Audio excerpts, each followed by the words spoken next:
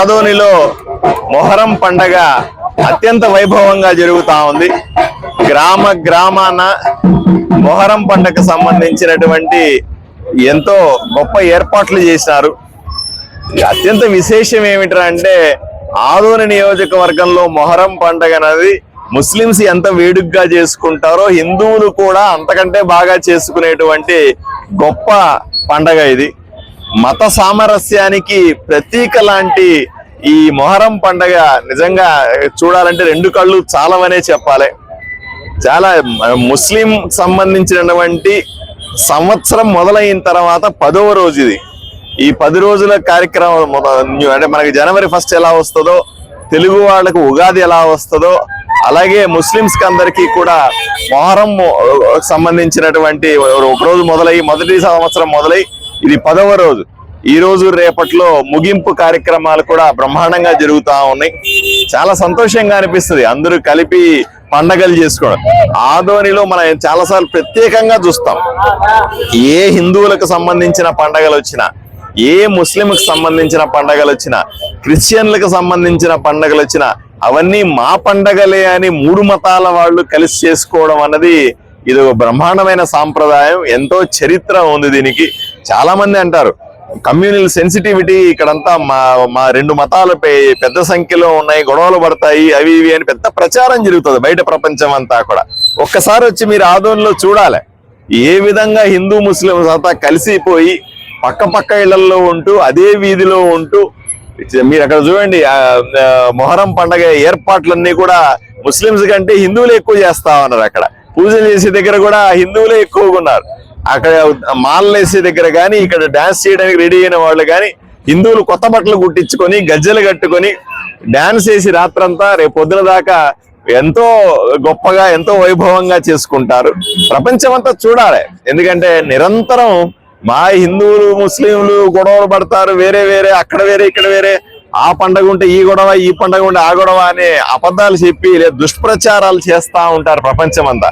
ఒక్కసారి వాళ్ళకందరికీ కూడా మత సామరస్యం ఎలా ఉంటది అన్నది ఆదోనికి వచ్చి చూడాల్సిందిగా నేను కోరుతా ఉన్నాను. సరే, ఇదంతా ఈ పండుగలో ఎక్కువ మద్యంతో కూడిన పండుగ సార్ ఇది. అంటే ఆట ఆడడం కానీ, సంస్థలు కానీ అలాగే కానీ ఈ దీంట్లో పోలీసులు ఏదైనా ప్రత్యేకంగా ఏమైనా ఏర్పాటు చేసినారా లేదా సార్? ఇప్పుడు నిన్నటి నుంచి మీరు చూస్తా ఉన్నారు మొహరం జరిగేటువంటి ప్రతి గల్లీలో కూడా ప్రత్యేకమైన పోలీసు పహారా పెట్టాం. రాత్రిపూట కూడా వీళ్ళు డాన్సులు వేస్తా ఉంటారు. పొద్దున 3 గంటల దాకా ఉత్సవం జరుగుతుంది. ఇక్కడ కూడా ప్రత్యేకంగా ఎటువంటి అవాంఛనీయ సంఘటనలు జరగకుండా ఎక్కడైనా సరే అల్లర్లు జరిగితే వెంటనే దాన్ని పూర్తి చర్య తీసుకొని అణిచేయడానికి వీలుగా సర్వసన్నద్ధంగా ఉన్నాము. ఎక్కడ ఇబ్బంది లేదు. స్పెషల్ పోలీస్ ఫోర్స్ పెట్టుకొని ఉన్నాం. కంట్రోల్ రూమ్ నుంచి మినిట్ టు మినిట్ దాన్ని అబ్జర్వ్ చేస్తా ఉన్నాం. నేను ఎమ్మెల్యే అయిన తర్వాత ఈ పోలీస్ వ్యవస్థను మరింత పటిష్టం చేశాం. మనం ఎక్కడ చిన్న ఇన్సిడెంట్ జరగలేదు, జరగనివ్వం కూడా. ఎక్కడన్నా జరిగితే మొహమాటం లేదు. ఎవరన్నా అల్లరి మూకలు ఎవడన్నా ఇట్లాంటి పనులు చేయాలని ప్రయత్నం చేస్తే కఠినంగా అణిచేస్తామనే స్పష్టమైన సందేశాన్ని ఇచ్చినాం. కాబట్టి అట్లాంటి జరిగే అవకాశం లేదు. ఏదైనా జరిగితే కూడా సిద్ధంగా ఉన్నామని చెప్తా ఉన్నాను.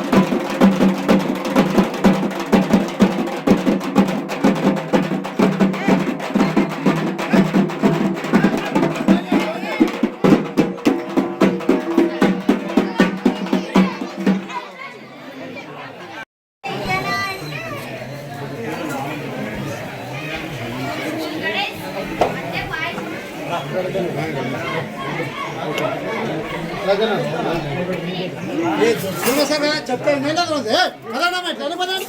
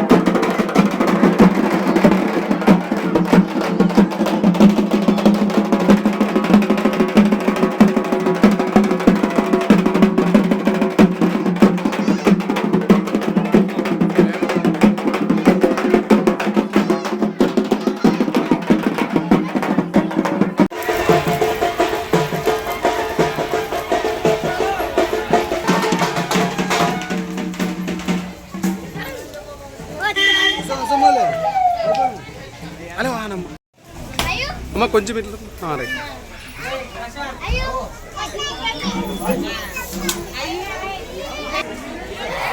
ఎమ్మెల్యే సార్ వచ్చామా?